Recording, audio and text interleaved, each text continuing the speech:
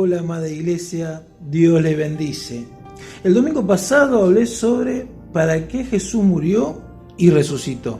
Y hoy quiero seguir en esa línea, en la línea del cual era el sueño de Dios al mandar a su Hijo a morir en la cruz. El sueño de Dios era que al morir y resucitar Jesús, naciera la iglesia. Mejor dicho, la eclesía, que significa la asamblea de los ciudadanos reunidos. ¿Por qué explico el significado de iglesia? Porque cuando googleo la palabra iglesia, me aparece un edificio, me aparece una institución, me aparece una jerarquía, pero eso no es la iglesia. Y Dios, en este tiempo de cuarentena, se encargó de que nos demos cuenta que su iglesia no son los templos. Sí, no, la iglesia es un movimiento de hombres y mujeres. Sí, escuchaste bien, vos y yo somos la iglesia. Y ese pensamiento se refleja en nuestras oraciones en la cuarentena. Por eso puse como título de esta reflexión, oración de cuarentena. Porque en la forma en que oramos demuestra dónde está nuestro corazón. Y la mayoría de las oraciones terminan hablando siempre del mismo tema. El tema central de todas nuestras oraciones en época de pandemia es yo y yo. Y mi familia. Hay una tendencia en oraciones egocéntricas, oraciones de protección, de que nada malo me ocurra, que nada malo me suceda. Dios, líbranos de toda dificultad. No digo que todas las oraciones sean así, pero hay una fuerte tendencia que la mayor parte de nuestras oraciones terminan así. Y ahora quería hacer una pregunta. ¿Cómo oraban los primeros cristianos? ¿Cómo oraban los primeros cristianos? Dios quiere mostrarnos a través de su palabra cómo quiere que sus hijos oren. Y vamos a estar viendo en el libro de Hechos de los Apóstoles. Pero antes de leer, quiero que nos introduzcamos en el contexto de lo que vamos a leer. ¿Se acuerdan la historia de Pedro y Juan cuando fueron a orar al templo llamado La Hermosa? Y en la puerta del templo se encontraba con un lisiado de nacimiento, que era llevado todos los días para vivir de la limosna que le daban. Pero cuando lo encuentra Pedro y Juan, el Espíritu Santo los movió a orar por el lisiado. Y el milagro sucedió. Los tobillos se fortalecieron, sus rodillas se fortalecieron y ahora estaba el paralítico de pie. Y no tan solamente que estaba de pie, sino que empezó a saltar. Y se armó tal alboroto que se juntó una gran multitud en el templo, un lugar controlado por la jerarquía religiosa de ese lugar. Y Pedro aprovechó la circunstancia y se puso a predicar en el templo, nada más y menos que en el lugar donde controlaron los líderes religiosos ese lugar. Y el mensaje fue que Jesús había resucitado. Y señalaba a los fariseos diciendo que ustedes lo crucificaron. Y eso significó meterse en problemas. Y es verdad que se metieron en problemas porque lo pusieron en prisión a Pedro y a Juan. Y hacía solamente 6 semanas que habían crucificado a Jesús. Lo mismo que arrestaron a Jesús, ahora arrestaron a Pedro y a Juan. Y después de pasar una noche en prisión, los gobernantes, ancianos y maestros de la ley lo interrogaron y le dijeron: ¿qué están haciendo? ¿De qué se trata todo esto? Y Pedro dice: ya que me lo preguntan, y vayamos a Hechos de los Apóstoles. Y ahí vemos en Hechos, vamos a leer a ver qué le contestó Pedro, ya que los fariseos y saduceos le preguntaron de qué se trataba todo eso, lo que él estaba predicando y enseñando. Entonces ahí le explica Pedro de qué se trataba. Vamos a buscar Hechos de los Apóstoles, vamos a buscar capítulo 4, versículo del 11 al 14. Y ahí Pedro le explica a estos sacerdotes, a estos fariseos y doctores de la ley, qué era lo que él estaba predicando. Y dice el versículo 11: este Jesús, la piedra que ustedes, los constructores, rechazaron, se ha convertido en la piedra principal. No creo que Pedro haya empezado con el pie derecho explicando, o sea, estaba explicándole a los que estaban observando qué es lo que decía Pedro para que lo metiesen preso o lo largara. Pero no empezó bien, empezó diciendo, acusándolo. Empezaron: la piedra que ustedes, los constructores, rechazaron, se ha convertido en la piedra principal.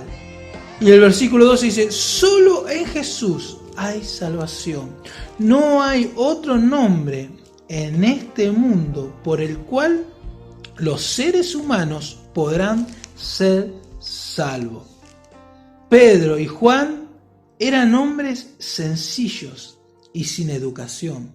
Las autoridades se asombraron cuando vieron que ellos no tenían miedo de hablar. Entonces se dieron cuenta de que Pedro y Juan habían estado con Jesús. Además, el que había sido sanado estaban junto a ellos, por eso no podían decir nada en contra. Y los religiosos decían que ¿qué hacemos con estos muchachos? Y decidieron lo siguiente: los vamos a soltar, van a poder volver a casa, pero con una sola condición: no hablen más de Jesús.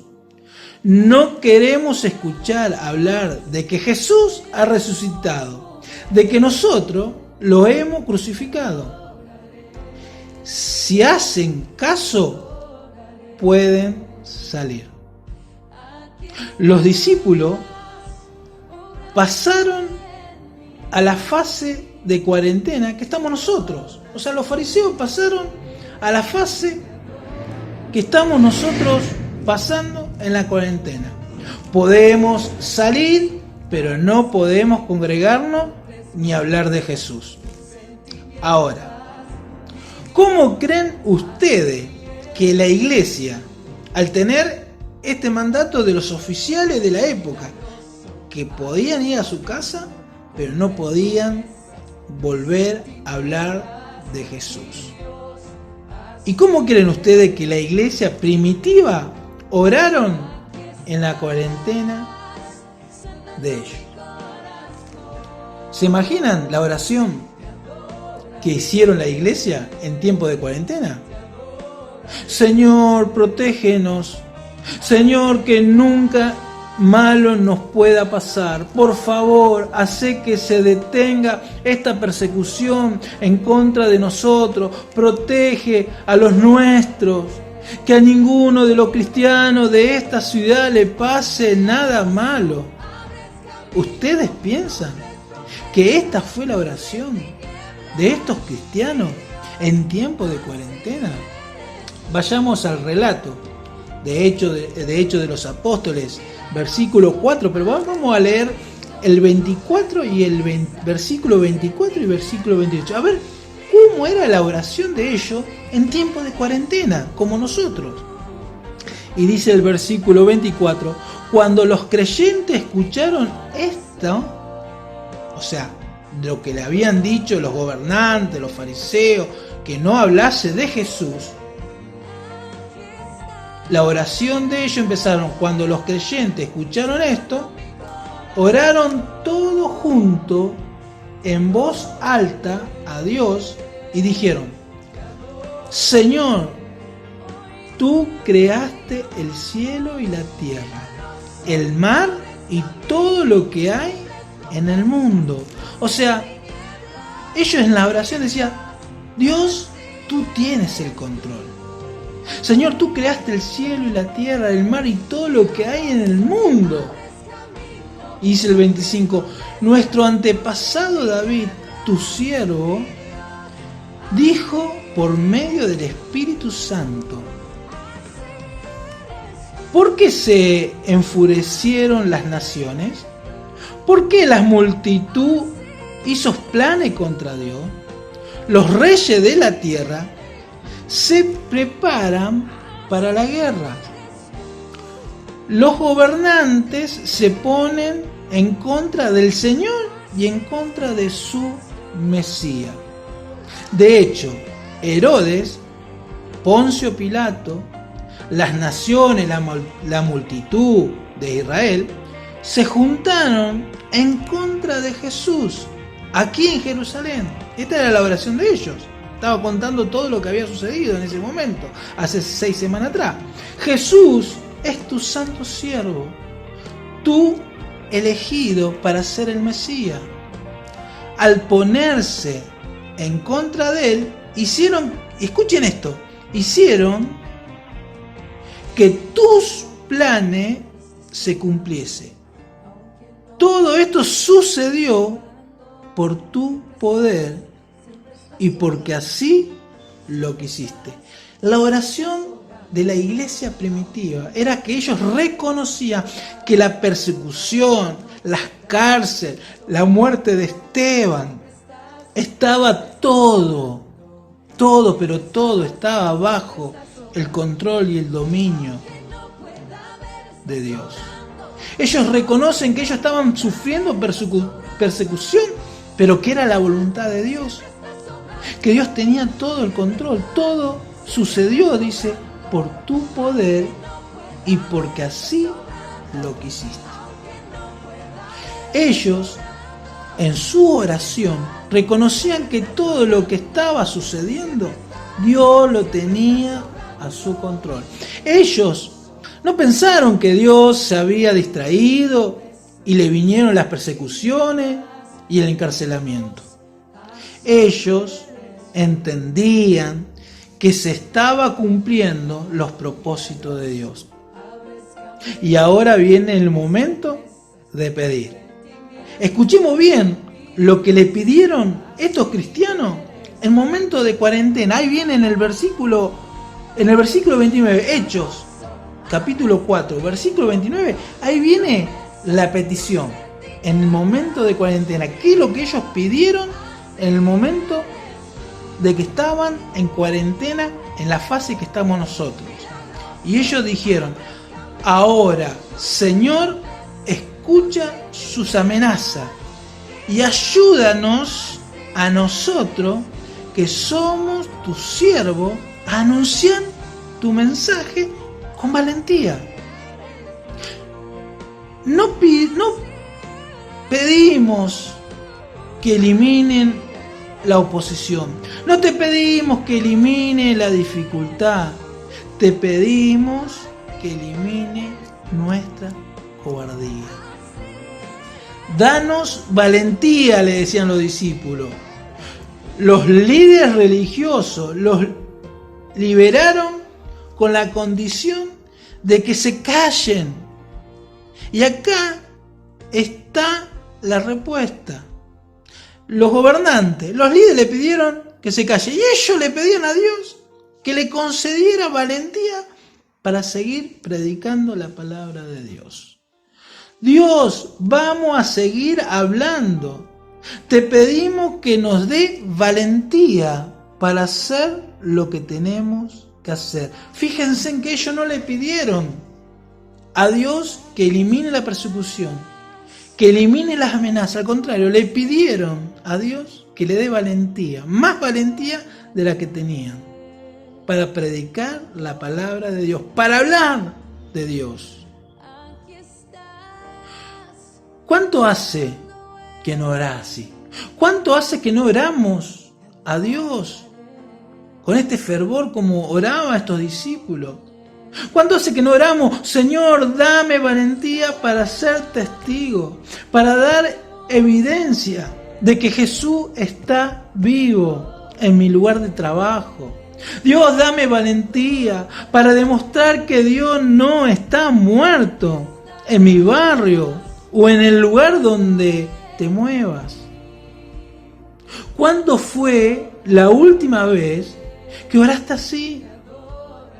Esta es la manera de orar que a Dios le agrada. Nuestras oraciones demuestran dónde está nuestro corazón. Los primeros discípulos tenían tanta necesidad o más que nosotros, pero sus oraciones iban enfocadas a la misión. Cuando oramos por valentía para hablar de Jesús y que las personas se encuentren con su Salvador, suceden cosas maravillosas, y vemos que sucedió cuando estos cristianos oraban de esta manera. Cuando oramos, le pedimos y clamamos como iglesia a Dios que nos dé valentía para predicar en este tiempo donde quieren acallar a las iglesias, que sos vos y soy yo. Tenemos que orar a Dios que nos dé valentía para predicar la palabra de Dios. Y cuando vos y yo como iglesia oramos con este fervor, que Dios nos dé la valentía y la fuerza para que en este tiempo de cuarentena, de epidemia, de COVID-19, podamos predicar que Jesús ha resucitado, que podamos dar testimonio que Dios no está muerto, sino Dios está con vida. Y van a suceder cosas como en Hechos. Vamos a leer Hechos capítulo 4, versículo 31. Vamos a ver qué pasó cuando la iglesia, la primera iglesia, la iglesia primitiva, oró a Dios con fervor para que le diera valentía y predicar la palabra de Dios. Dice Hechos capítulo 4, versículo 31, dice: cuando los creyentes terminaron de orar, el lugar donde estaban reunidos tembló.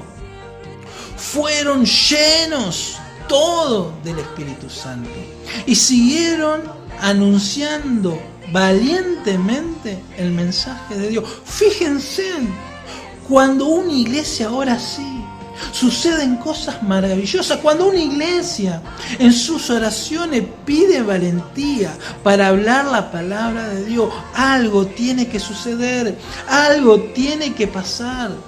Dios quiere que sus hijos en tiempo de cuarentena pidan valentía para hablar de Jesucristo. Dios quiere